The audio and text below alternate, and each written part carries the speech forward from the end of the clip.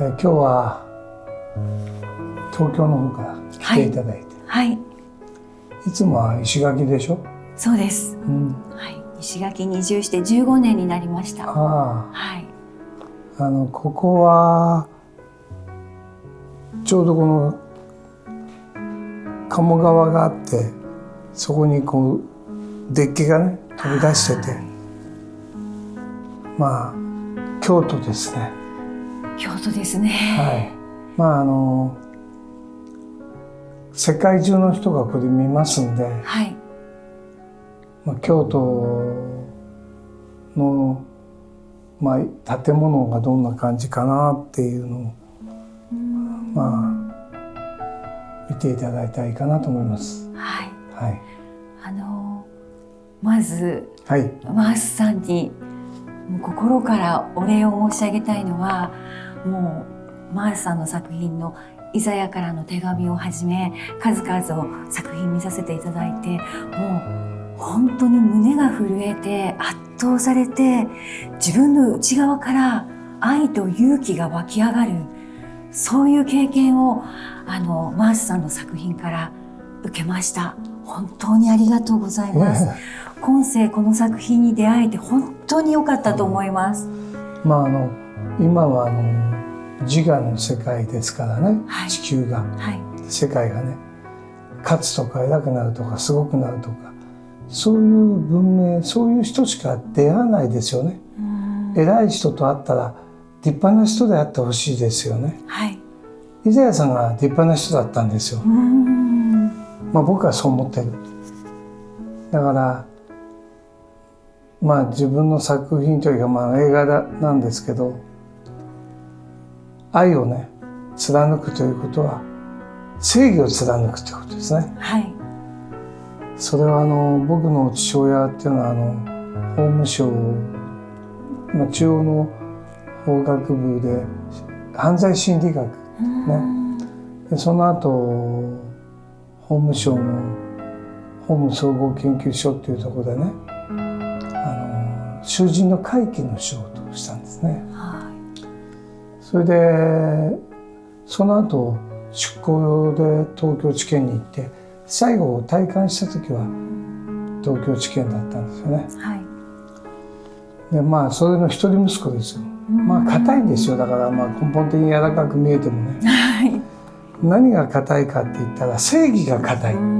もうそれだけはもう死んでも殺されてもっていう正義があってね、自分の深いところにね、それは何でか分かんなかったです。若い時、お父さんがそうだからだと思ってたの。はい、でもね、それはうちは寺がね、はい、空海が作った寺が淡路島にあるんですけどね、それの一族なんですよ。そのことも知らなかったんで、僕は東京の元麻布っていうところでね、はい、生まれ育って、お父さんは霞が関ですよ。だからね、分かんない。だけど僕みたいな生い立ちの人間少ないですよ。芸能界でもね、そんな固いところのね、教育受けたね、はい、子供は少ないでしょ。で、もう正義が全てな、もうね、子供の時の通信簿ってあるじゃない、はい、あれにですね、もうこの子は正義感が強すぎるもう正義感が強いってね、ずっと書かれて、だけどね、それまさかイザヤさんからのね、そういうことか。イザヤさんがね、淡路で家があってね、はい、淡路で亡くなられてるんですよね。で、それイザナギって呼んでるんですよね。その敵対勢力の多分方々がね、多分おられたんでしょうね。どっちかというとそういう古事記とかね、日本書紀とかになってたんでしょうね。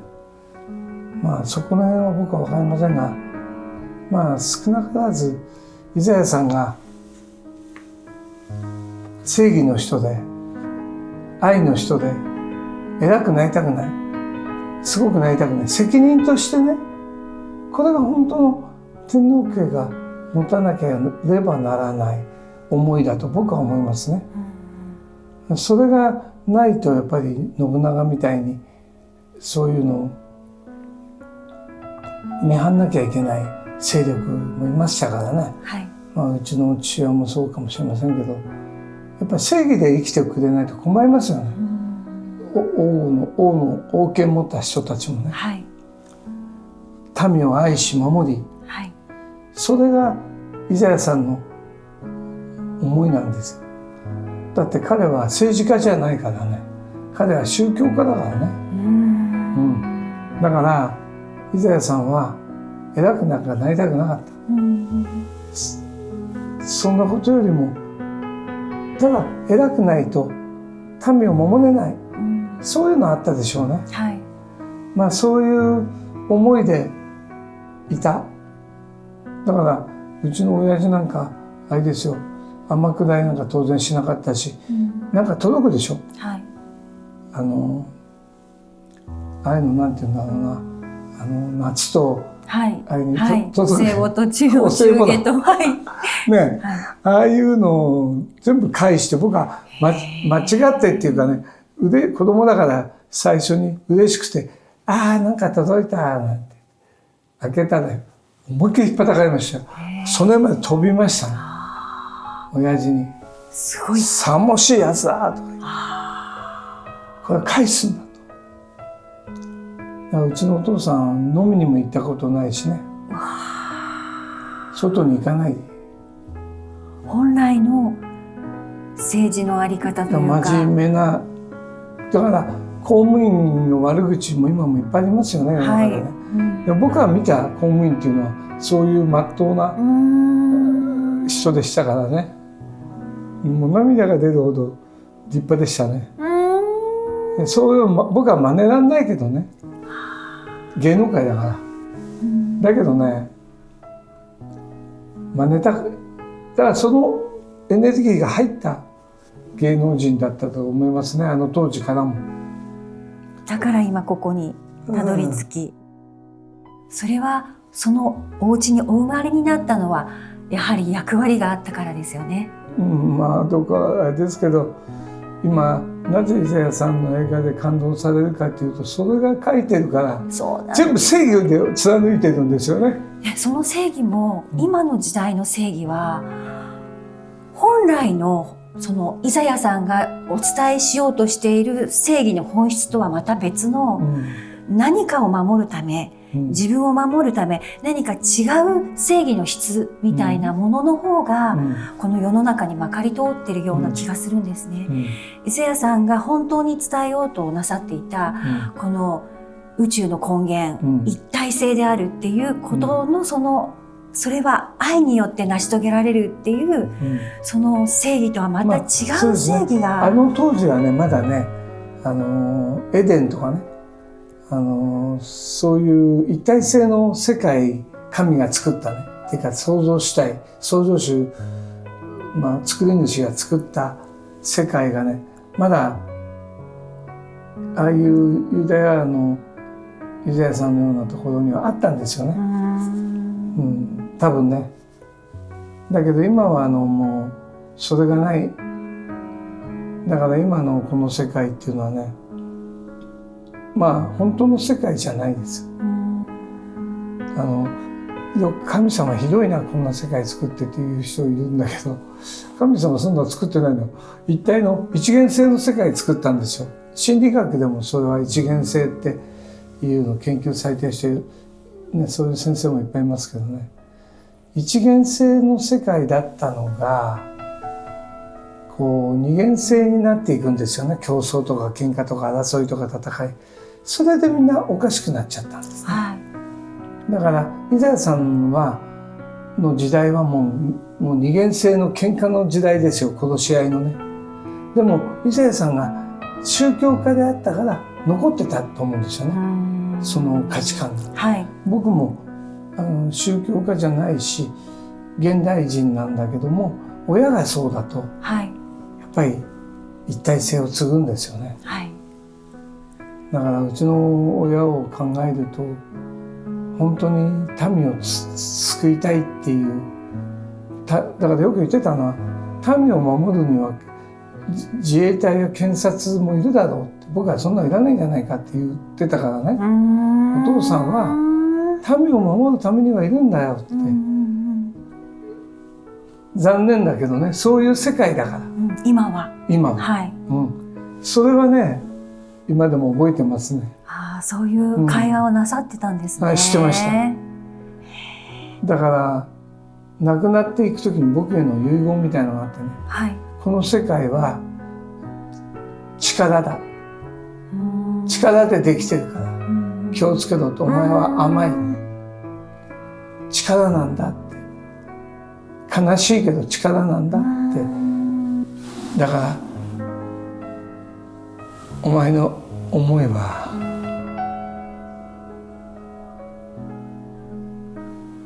難しいと言ってました。僕は会ってないんですよ、死に目にね。でお父さんは僕に伝えろって言ってたって、もう病院でもうそういう固まっちゃってたお父さん、あんな強くて立派だったお父さんがちっちゃく丸まってましたけどね、でも自分の自我のそういうのを一切求めないあり方を見せてもらったから、マースがいるっていうか、マースになれたっていうか、その野心や野望や念望、自我のねいい観念はおじいちゃんもまたひいおじいちゃんも大正義とかね、民を守るんだって、見え張るな、突っ張るな、強がるな、そういうのを全部ね教えてもらえる、それ伝言っていうの、なんて言うんだろう、それがね会話でね、観念でね、勝ったらいけないんだ。僕は勝ったらひっぱたかれましたよ。運動会で足速かったもんですから一番になっちゃったりするんです。そう親父怒って帰っちゃうんですか。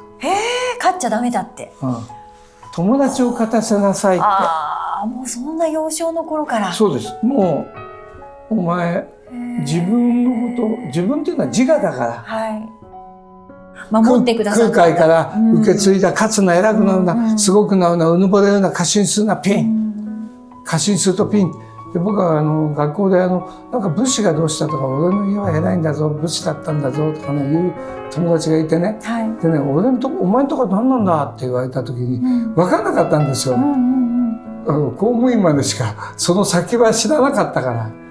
それで家帰って親父に「僕の家って武士なの?」って言って、公務員だから武士だと思うじゃん。そしたらパーって言われて「何をそうやってお前見張ってんだ」って。いや宮地じゃなくて学校でそういう話になってそんな参加するな。怖いなって。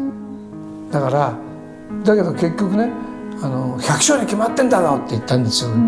でもねそうじゃないんですよ。寺と神社やってたんですよ。だけどなんていうの、そういう慢心しないように、あえて玉ねぎ畑はやってたんですよ。だからよかったと思って。だからそうやってると、例えば僕らの関係でも見え張んなくていいわけじゃないですか。だから楽なんですよ。そうですよね。上や下はないですよね。ないから。そういう方が人類はみんな成功できるんです。和やかにやれるんです。うまくやれるんですよ。勝たなくてよくて、良くなんなくてよくて、正しくなくていいからね、正しくできるんですよ。そのことを全人類に伝えたい。みんなに成功してほしい。神の子に戻ってほしい。エデンに戻ってほしい。だからエデンの映画を今作ってるんですよ。でエデンの映画なんか最初からみんな驚くんだけどね、みんなが世界に恋してるっていうとこから始まる。素敵。もう出来上がってるんですね。いやだから一番最初僕が作ったやつ、2番目3番目がイザヤだよね。で4番目があれモーゼとかああいうので、今5番目作ってるのがエデンの話。で僕キリスト教でも何でもないのに作ってるのはそれで京都の話なんですけどね。京都といえば、はい、渦政だったりエルシャロームだったりイザヤさんのゆかりのものがたくさん残っている場所ですよね。はい、イザヤさんについてのお話、京都についてのお話も伺えますか？まあイザヤさんに感謝し愛する人たちが、いますよね。でそれに乗り遅れた部隊もいるし、最初の部隊もいればその前の部隊もいるんですよ。はい、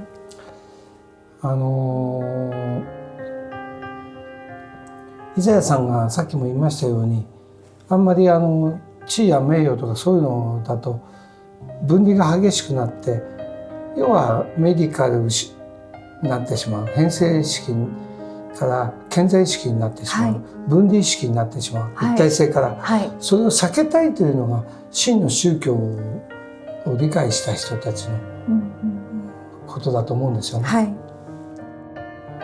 世界は今自我の粘膨でできてる。でね、それがね、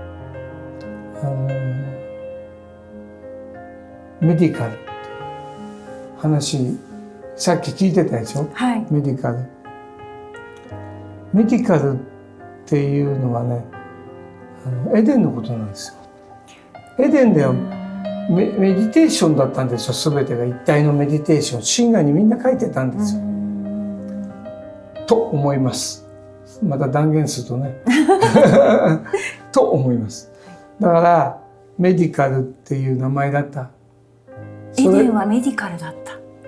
エデンはメディカルでしょ、まあエデンはメディテーションです。メディテーションだった、はい、メディテーションというと瞑想っていうそうです直訳がありますけど、そうです、瞑想だったんです、みんな神話に書いてた一体だったんですね、それがだんだんエデンから出て自我になって、いや素晴らしいです、先ほどお話してくださったこの世は一体である、一元性二元性のお話をしてくださって、イザヤさんは一元性の世界を愛と正義で広げようとしてくださっていた。それは作品からもう伝わってきて、マースさんからも今すごく伝わってきて、でその一元性二元性、世界は一体であるっていうことについてちょっとお伺いしたいんですけれども、私はコロナから難病になってしまって5年かけて難病を克服をしたんです。で西洋医学ではもう治らないと言われて、もう一生寝たきりだかもしれないって言われていた、もう絶望のどん底からもう死を覚悟して、でも本当に何もできなくなって恐怖と絶望で泣いてた日々から、もし明日死ぬのならば、もう本当に愛してる人に愛してる、ありがとう、今までありがとう、全部伝えてから死にたいって思って、それからもう愛と感謝でもう泣く日々になってきたんですね。でそこから意識がポーンと変わって、何か私は今世このままでは死ねないと思い、生きる道を選んだんです。もう治療法がないって言われてても、何か生きる道があるんではないかって言っていろいろ調べてたら、自然療法で生還なさっている人とかのその情報にたどり着けて、でそこから自分はどんどん薬を使わずに食事だったり、量子療法波動医学で復活してきたんですけど、その過程で私の心を支えてくださったのは、奇跡の脳を書かれたジルボルト・テイラーさんのホールブレインっていう本だったんです。彼女の作品は全部読んだり YouTube で、脳外科の方なんですけれども、彼女が37歳の時に左の脳内出血で、ほぼ機能しなくなって、右脳だけの世界になった、その時のそれはメディテーションだね、世界の話を。そうなんです、それはね、医者だからね、頭固いからね、そういうことが起きないとね、メディテーションはしないというかね、要は自然とメディテーションの中に入ったんですね。でもなかなかきっとマースさんのように瞑想を積み重ねれてる方は、メディテーションの領域でその世界を感じることはできるのかもしれないんですけども、そのジルボルト・テイラーさんしかり、私のようなまだ瞑想ってどんな風にするかもわからないっていうような入り口に立つものとしては、彼女が書籍に残してくれたことがすごくわかりやすかったんですね。もうすごい貴重なね、そうなんです。宇宙に行った以上のね、それこそねエデンなんですよ。そうなんです。彼女が体験したのは。そうなんです。はい、でもう彼女がお話しするには、右脳だけの状態になった時に全てが光の粒だった。いやそうです。それは瞑想で本来そうなんですよ。だからエデンの今映画作ってるんですけどね、はい、それを表現するの結構大変なんです。そうですね。いやだから彼女が体験したのはメディテーションの真我の世界なんです。そうなんです。で彼女がお話しするには、その全て光の粒で、私というこの肉体の境界線がなく、世界と私が溶け合ってる。私が壁に手をついた時に、その壁というその壁のように見えるその粒と、いやそれ今ねすごいことだと思って言ってるでしょ、はい、瞑想では当たり前なの。ちょっとやったらねすぐ手の感覚なくなって体の感覚なくなって全部なくなってね、もう顔の感覚もなくなるの。そこの領域に行けるのは多分みんなまだまだなんですよ。みんな行けるの。みんな行けると思う。私も行きたいって思ってるんですけど。ただね、カルマが重要なの。はあ、何にもね求めてないっていうことが必要なんですよ。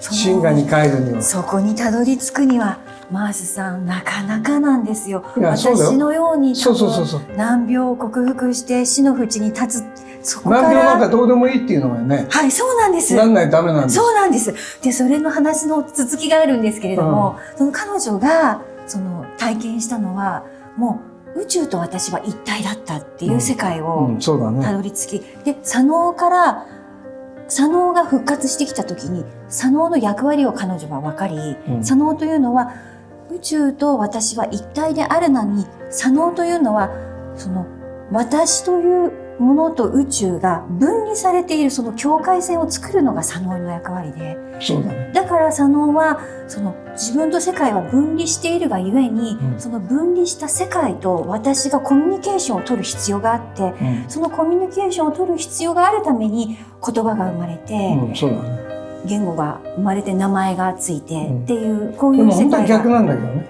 そうなんですね。言葉とかができちゃったから分離し始めた。で、自我ができた。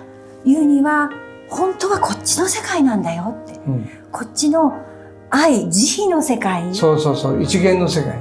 ここが本来の本質で、この左脳が今あまりにも力を持ち始めてしまって、分離の世界が。だから人が病になるし、戦いが起こって。自我強くなるとね、運も悪くなる。だからね、僕らはね、自我を落とそう。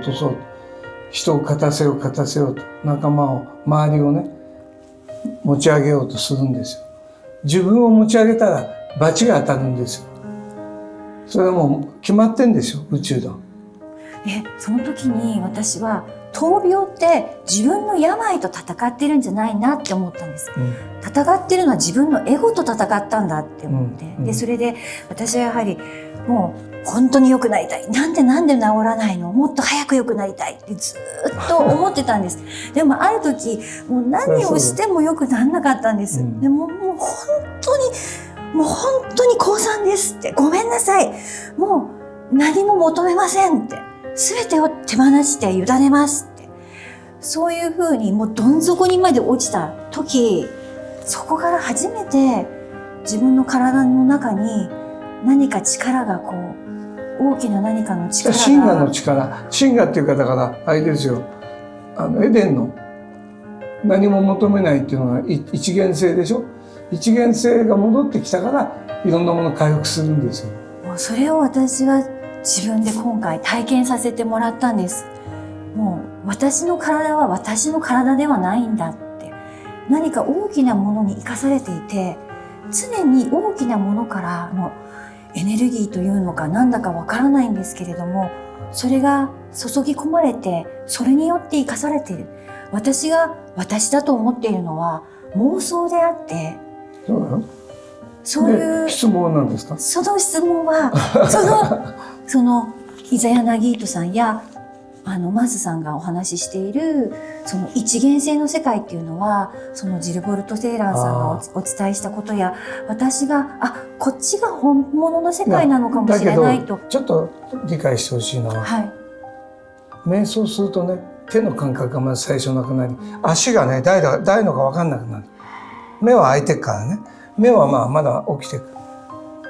あ、これ誰の足だろう。もう手術できるんだから。麻酔いらなくて。そうなの。その領域までに行けるんですか。世界中の人が今見てる人が「そうだよそうだよ」ってみんな言ってる。そういう瞑想の宣伝になるからそこの名前は言わないけどね。そこいくつもあるよ、インドに。すごい。自分がなくなっちゃうの。マントラスートラ使って自分がなくなっちゃうのはあるけど、僕の場合はそれ使わないでも初めからお香の匂い嗅いだだけでウェーってなってってなっちゃった。いや、それで心外にって書いちゃってってなっちゃうと、反重力とかね、もういろんな壁抜けとかね、そういうの全部だって体の感覚の今全部なくなったら死んだと一緒だよ。だから死って見えるじゃない、体の感覚がないのが死ですよ、で体の感覚戻ってくるんだよね、生きると。それ素直にわかるでしょ。だって彼女がそう言ってるからね、あれ医者だから彼女はね、だからそういう経験した医者いっぱいいるしね、バーッと。だけど瞑想の人はもっともっと多いわけ。すごい数の人が体の感覚なくなってるけど真我に戻れないのよ。じゃあその真我に戻るにはどうしたらいいんですか。私がねすごくその時に思ったのは、真我の存在があることを知れてよかったと思ったんです、今までその真我の存在が本質であるっていうことを知らなかったので。真我が彼女の医者のジルボルト・テイラーさんの右脳の世界ですよね。世界。でもその真我があるということも私は知らなかったんです、もう肉体物質界が使わなくていいよ。真我ってなんて言えばいいんですか。真我じゃエデンでもいいよ。エデン、そのエデンの世界は要は一元性の世界に、一元性の世界ね、あなたが欲している情報を今僕が言ってる。もう今日本当に欲しかったのを今伺いました、真我に生きる道を。で、これでいいんだって思いました。ファンだったことが幸いしたという。本当です。じゃなかったら僕言わないもん。彼女は本当にそのエデンを体験した人なんだよ。だけどね、そういう残虐なことじゃないと体験できないわけじゃない。脳がなくならないと、脳がもうがっちりしちゃってるから。だから事故を起こしたとかね、なんかどっか当たったとかね、自転車でひっくり返ったとかね、そういう時にねすごい刺激受けるでしょ、そういう時の方がなりやすいですね。どうやったらそこに行けるのか、また空中浮きたいとかね、壁抜けしたいとか言うわけよ。僕は教えられないで、分かんないもん、その人の育ちが。その人にしかたどり着けないやり方ですよね。だから人間界に染まんない方がいいんだよ。人間界っていうのはこの物質界ってことですよね。そしたらメディテーションがなくなってメディカルになって治さなきゃいけなくなるでしょ、メディカルで、病気にもなるよね。だから病気の根源ってそういうところにあるんですね。その分離から始まるっていう。私がカナダのクリーインディアンのネイティブインディアンのメディスンマンに会って、そのメディスンマンがどうやって人を治療するのかっていうのを、それは取材だったんですけども、一緒にメディスンマンについていってどういうふうに治療するのかをこう見させていただいたんです。でその時に彼はその患者さん、クライアントさんと一緒にブッシュの中に入っていって、彼の話を聞きながら彼に必要な草を取って、でまたその森の中、ブッシュから戻って、で彼に煎じたり作って、その後に祈ったんです。でそれでそこにいるみんなで彼のために祈ったんですね。でこの祈りも全部そのメディスン、彼にとってのメディスンで、その彼がおっしゃってたのは、この一人の病というのはこの部族の病であり人類の病だって。人類の心が変わらない限りその部族の心も変わらないっていう。そこがそういうことですよね。そういうんでは、要は全人類が正しい生き方してないの。歪みがもういや全人類が間違ってる。だから全人類が間違ってて自分だけ直そうとしてもう社会全体が変わらない限り。そうですよね。だからマウスは社会全体をやってるよ。そうですよね。社会全体をやんないとダメなんですよ。だから今マースさんがこういう活動をなさってるんですよね。全世界に向けて、活動ってほどでもないけど、僕の文章を一人の人を直すなんてできないよ。みんな狂ってんだから。そうなんです。本当にそうなんです。だけどみんな悪い人じゃないんです。そうなんです。みんな観念が間違ってる。知らないんです。そう。本当に。みんな知らないの。だけど嫉妬深いわけよ。だから僕がみんな知らないんだよなんて言ったら僕ボコボコになっちゃうから、だから何も言わないで、正しい真実だけ一体なんだっていう世界が失われて病気になったり戦争になったり闇になってるんですよ。だからそれを元から直さなきゃダメなんです。そしたらね、それは死ぬってことなの。自我が。自我が死ぬ。でね、自我が死ぬっていうよりも本当に死ぬんだよ。死んじゃうとね、本当に生きるの。この世界、自我世界を生だと思ってるでしょ。そうです。違うのよ。死んだら本当の生が出るんだよ。死んだら驚く。逆なんですよね。逆なの。だからエデンをこっちの次元で作ることが目的だったんだよね、多分神はね。それができないで自我が分離して、自我だけのそっちが社会なの、そっちが世界なの、だから医学界が一番苦しんでると思うよ。そうですね、それはすごく感じます、だけどシャーマンも苦しんでる。そう思います。シャーマンだってそこ分かってないから現実世界がこっちだと思ってるから、シャーマンでもそうだよ。シャーマンは霊的世界があるって思ってるだけで、そっちが本当で現実世界って呼んでるのは現実じゃないの。それがね、吉本さんの今度乗り越えるところだよ。課題ですか。私も肉体があってで精神が宿ってるって思ったんです。でも実は違うんです。肉体ないの。精神。肉体あったら壁抜けできないもん。素粒子の世界だから。だからこの世じゃないの。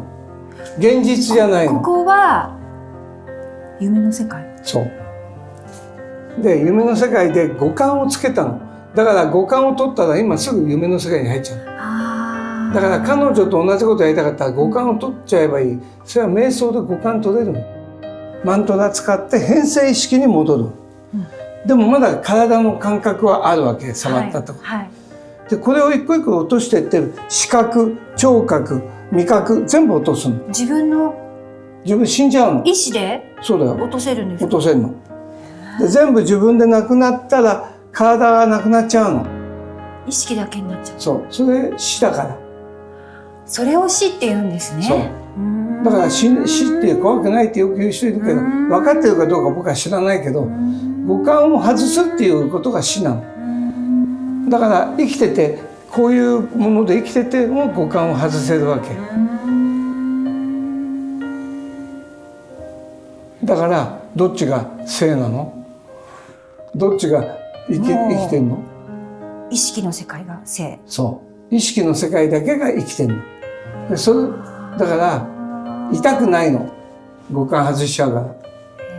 痛くないの。痛みはもうないの。全部取っちゃうから。彼女と同じになっちゃう。それが本当の生。痛みがないのが。じゃあマースさんがおっしゃっていたこの現実世界は夢である。そう。っていうことはそういうことなんですね。夢っていうか五感。五感。だからメディカル、五感、変性意識。本当は変性意識がある世界が本来の世界。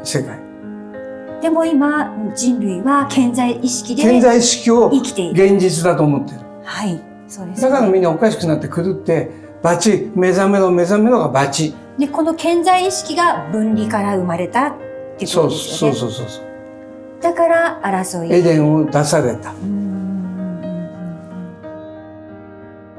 でも私は本当に病になったおかげなんです。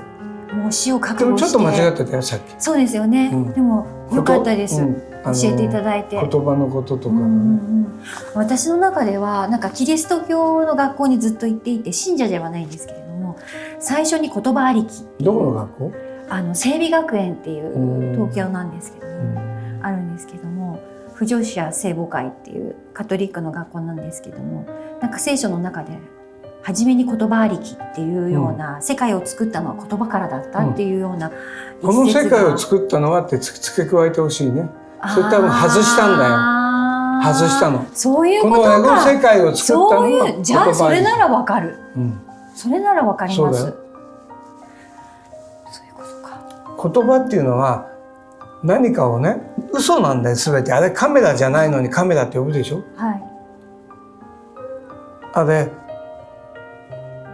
鴨川か、鴨川って呼ぶけど、みんな鴨川だと思ってるよ京都の人。はい、あれ鴨川じゃない、ただのなんか水だよね。確かに。だから言葉っていうのは妄想をはらんでる、はらんでるんだよ。本当にそうですよね。だって夢の方を現実だと思ってる。そうですよね。本当にそうですよね。だから死ぬの怖いって言ってくれる？死ぬの怖いの？いや、死ぬのは本当に怖いです。でしょ？もう死んでんだよ。だから。ってもうということと一緒。だって思考になってるって言ったら分離してるっていうことは、そうですよね、死んでるってことそうですよね。そうですよね。死んだら一体に戻るってことですもんね。死んだら一体に戻るんですよ。だからもともとのところに戻れるから、それこそ本来の性ってことですよね。赤ちゃんの時は五感もないし自我もあんまりないんですよ。よほどお母さんのお腹ですごい目に遭ってなければ。はいはい。それで赤ちゃんは死んでんです。じゃあだんだん生きてくるの、3歳ぐらいで。人間になってくる。でそれ人間になるのが正しいと思ってるわけよ、人間が。だってバビロニアだから。はい。物質世界が極まっている現実世界。正しいわけないじゃん。本来は変性意識の世界が真実の。だから死んだらどうなるってみんな心配してるけど、死んだら瞑想やってると死んでるんですよ、何回も。五感がなくなってるから。だけどですね、それは頭で分かったとしても、この肉体がなくなってしまうのがやっぱりそれは執着なんですけど悲しいんですよね。そうだからそれがだんだん治っていくように意識を高めていかなきゃいけないですね。はい、そうですね。でその意識を高めていくときに、だからそれはカルマを潰すことです。人間だとかこの世だとか全部嘘だから、全て嘘だから。人間じゃないから。手放していく。地球でもないから。いや手放さなくたって地球じゃないじゃん。だって今地球じゃないでしょ。京都じゃない。地球って思わせてるけど地球ではない、エデン、本来エデンだった場所。そうエデンと呼んでた。呼んでた場所。でこっちが東でこっちが西でこっちが南と北だった。で本来この肉体から離れたら自分の意識はエデンに帰る。エデンっていうかだから何にも自分の中いなくなっちゃう。五感がなかったら今もできるんだよ。今も死ねるんだよ。だって五感がなくなったら自分の中五感がないことが死だから、五感をなくせば死ねるんだ。そうでも肉体がまだあればまた帰ってくれる。帰ってくる。でもこの世は顕在意識の物質界の世だから、本来の私たちが思っている世の中は現実世界ではない。現実世界じゃない。夢の世界。夢の世界。言葉で呼んで五感を持っている人たちの世界。だから全然人間のため神の作った世界ではない。人間の神の子供たちの世界じゃない。だからのたうち回って苦しんで、世界に幸せな人一人もいないからね。そうなんですね。そりゃそうだよ。だって五感持たされてさ、だから五感となんていうの、言葉は本当に気をつけて使わないと本当に闇の世界になる。今日は新しい扉が開いて、そうだね、すごい覚醒しました。あなたのインタビューがうますぎて秘密を全部喋っちゃいましたね。全部カットしないと。たわごとですから。とても大切なお話を伺うことができて本当に感謝いたします。こちらこそありがとうございました。はい。